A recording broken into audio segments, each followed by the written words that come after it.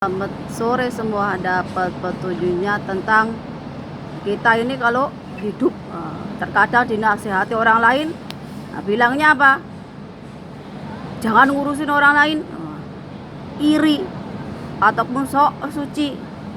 Tapi giliran mati, kita minta doa dari banyak orang agar kuburnya dilapangkan.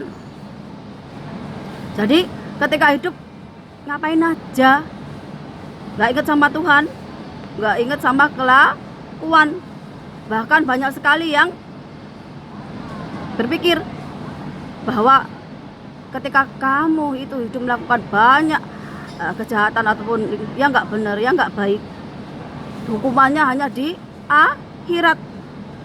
Tapi kalau kalian udah belajar ilmu kehidupan, kalian akan ngerti nih, kenapa kalian dikasih sakit, ataupun kenapa tiba-tiba masih muda kok udah mati.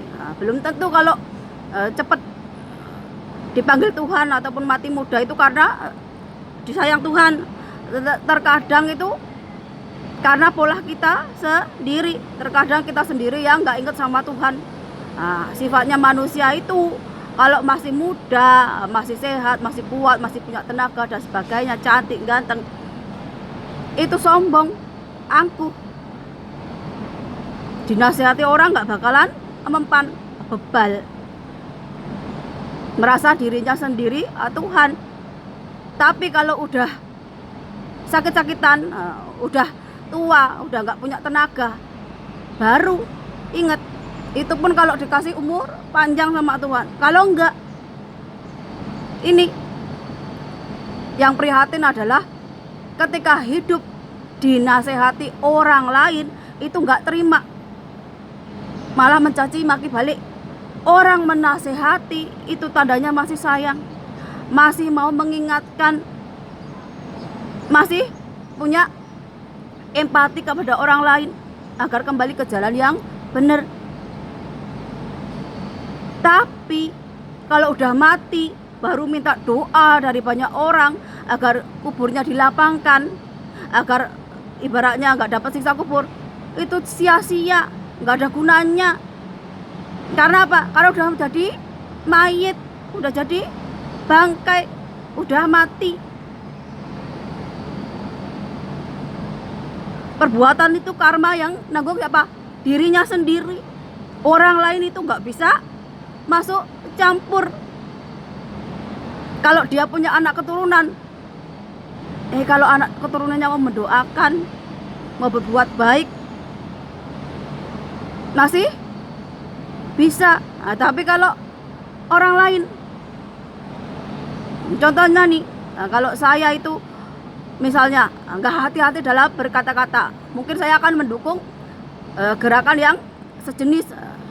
Tapi saya tahu bahwa ucapan saya itu akan berdampak besar atau akan menjadi tanggung jawab saya. Itu kenapa saya itu melarang. Memang itu pilihan hidup kamu, tapi resikonya juga ditanggung kamu. Kalau masih ada orang mengingatkan, itu tandanya orang itu masih sayang, masih punya empati, masih punya rasa welas asih. Tapi kalau kamu itu menolak dinasehati, terus tiba-tiba kamu mati, terus minta doanya ke banyak orang, ya itu salah kaprah. Apalagi kalau udah meninggal, gak perlu di-up di dunia sosial, apalagi aibnya. Sama aja kalian itu mengumbar jeleknya dia sendiri.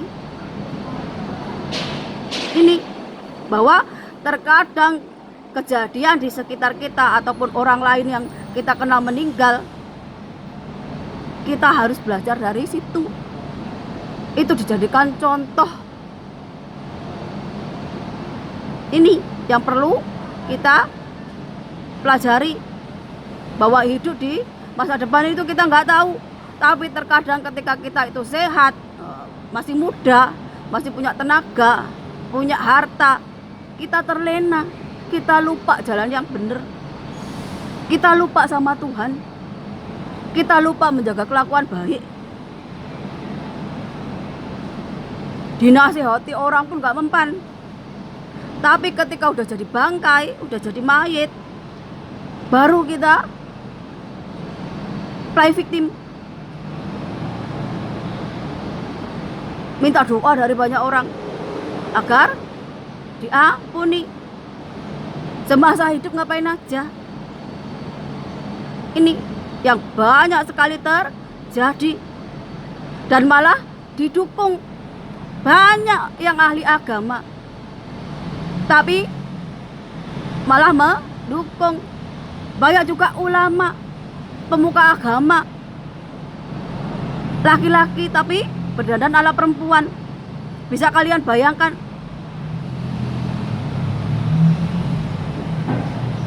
Ini kalau salah dalam memilih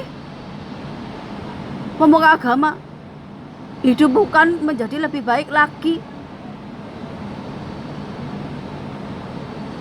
Jadi kalau ada orang menasihati, memberikan petunjuk, memberikan wejangan, itu tandanya kamu masih dianggap orang, masih disayang.